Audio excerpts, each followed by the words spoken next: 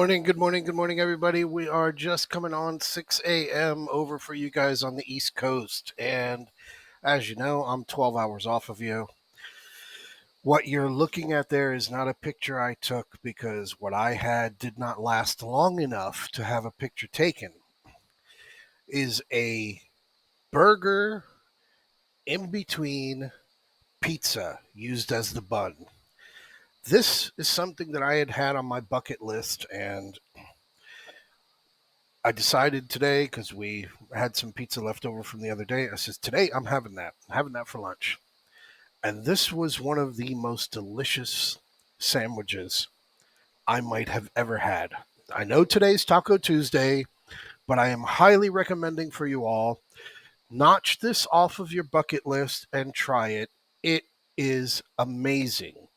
Don't go getting one of those big 24-inch, 18-inch pizzas and doing it. A nice little, personal pizza. You will absolutely love it. So on to work.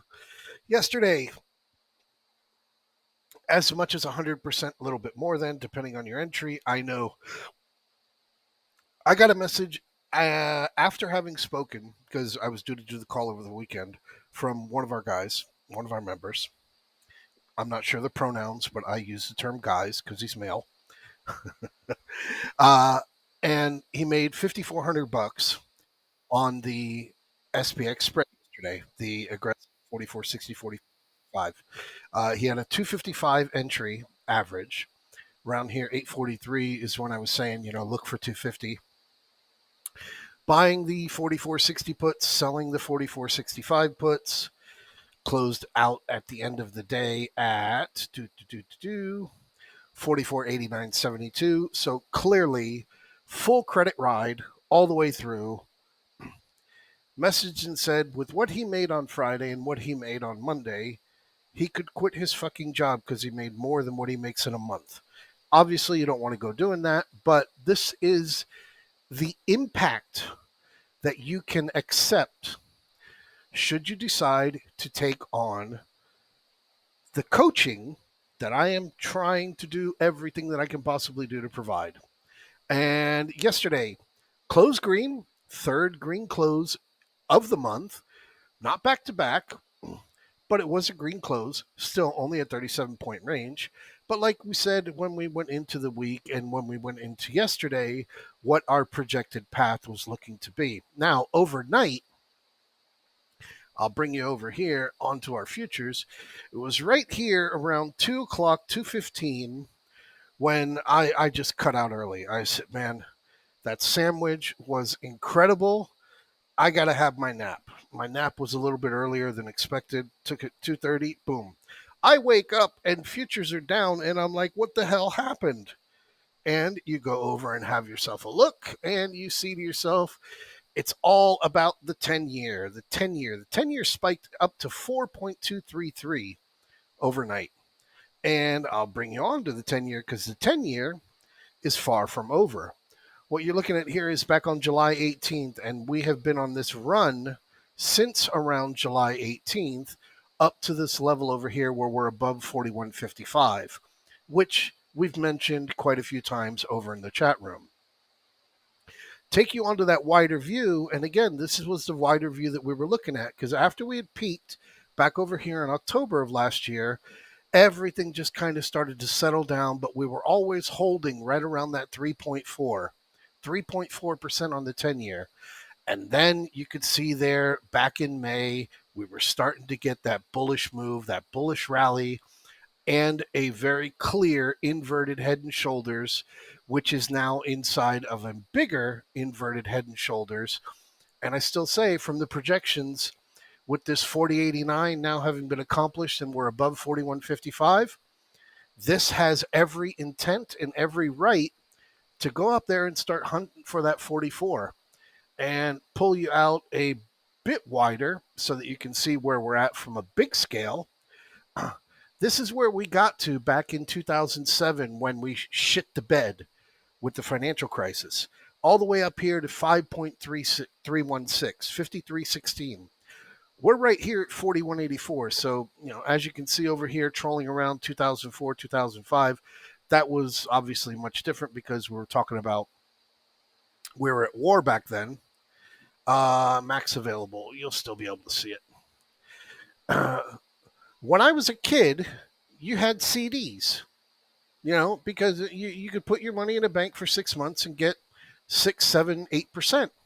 Now, I remember getting a mortgage back in the 90s when I bought my house, 93, 94, off of my parents. It was like a 7% mortgage. My parents had a 13, 14% mortgage back in the 80s. So, wider view, this is where we're at. We are definitely making a comeback over here on the 10-year, and it is going to continue to be significant. While I'm here, I'll bring you on to why we were green yesterday, and it was all NVIDIA. NVIDIA was the reason why we were able to stay green yesterday. And NVIDIA has a major gap that it's created here overnight off of that 437.53. Blew through that 433 like it was butter yesterday. Big move here. This is a 10% move in a day on this fucking Ponzi scheme, which is going to be reporting earnings next week. And again, my view is still personal view. We should be seeing something down here to around this 400 to 336 level. I'd like to see it back down to around 364, but that's me and that's personal. I think this is nothing but a humongous Ponzi scheme.